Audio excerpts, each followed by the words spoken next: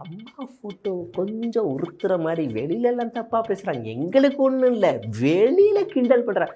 வெளியில் கிண்டல் பண்ணுறாங்களா, அதுக்கு எடுக்கணுமா அப்படின்னு இவர் கத்துவார். இல்லை இல்லை இல்லை, சும்மா கோவப்படாதீங்க. முகம் சிவக்குது பாருங்க, கண்ணு சிவக்குது வைங்க, என்ன குழந்த மாதிரின்னு இவங்க அந்த மாதிரி டீலிங் தான் நடக்குது.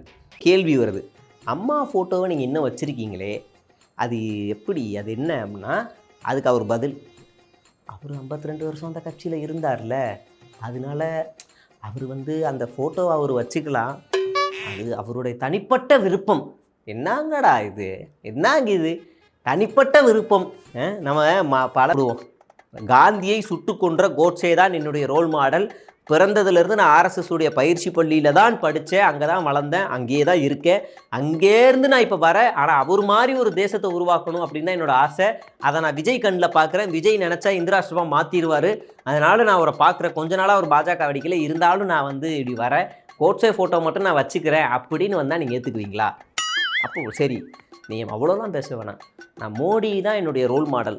மோடி ஒரு மிக சிறந்த மனிதர், இந்தியாவின் பிரதமர், அவரோட ஃபோட்டோவோட ஒருத்தர் வந்தால் ஏற்றுக்குவீங்களா? அமித்ஷாவோட ஃபோட்டோ வச்சோட ஏற்றுக்குவீங்களா?